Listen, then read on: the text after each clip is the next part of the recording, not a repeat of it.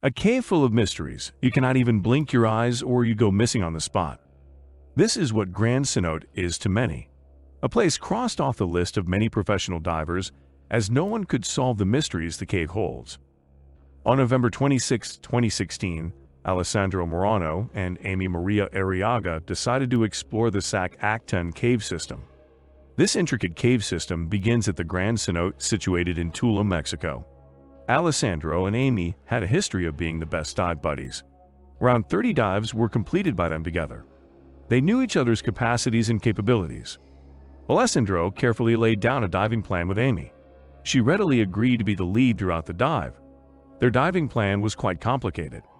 The plan was to follow the streamline, and using a reel they would create a connection to the Cenote loop line. They'd also made an emergency plan with an emergency exit in case things didn't go accordingly. They agreed on a maximum depth of 40 feet, and never beyond that, no matter what. The mutual trust they had towards each other was appreciable. If they were not able to reach Cenote before they ran out of 1/3 of the oxygen tank, they would call off the plan and return to the beginning of the cave. Amy was in charge of checking the oxygen tank pressure and their diving gears. They even decided to do a gear match and surface check to make sure everything was in working condition. Amy would lead the dive and Alessandro would follow her as he had to shoot some videos for Amy. They started their dive as early as possible, making them the first divers. They installed a cave line to find their way back. Alessandro installed a cave line and placed a cookie on it to confirm its steadiness. After, he signaled Amy to lead the dive. Their dive began as they explored every corner of the cave with excitement and amusement. Even though they had dived together 30 times, every new dive seemed like their first time. After covering half the distance, they signaled each other to check air pressure, time, and depth. They decided to proceed further as everything seemed normal. They finally reached the Cenote after a long time of diving.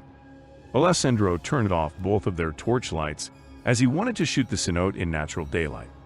While Alessandro was busy shooting, Amy was right next to the cave line they had installed.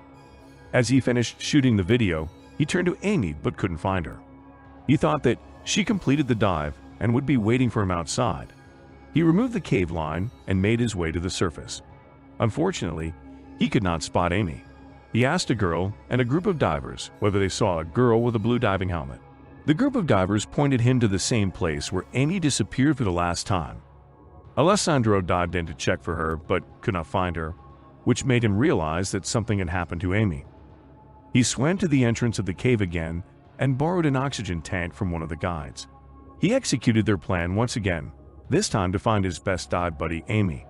He didn't let his emotions get the best of him. Instead, he thought logically throughout the dive. He dived through the same route and looked for her in every possible way. There was no sign of Amy, but Alessandro kept searching in hopes of finding her. As he was about to reach the bottom line of the Cenote, he found Amy laying on her back with no regulator and an empty oxygen tank. Alessandro tried to push oxygen into her mouth, but it was no use. By that time, foam was coming out of her mouth. As he swam back to the surface carrying Amy, 2 professional divers helped him perform CPR on her, but they couldn't recover her. Soon authorities arrived and declared Amy as dead. It was reported as a diving accident. Alessandro lost his best diving buddy, and he was left alone with a few snippets of Amy and the pictures he captured for her, as she wanted to give her diving pictures to her family. Who do you think is at fault here? Share this video among your friends as a protective lookout for them in case they decide to go diving into the deep, dark waters.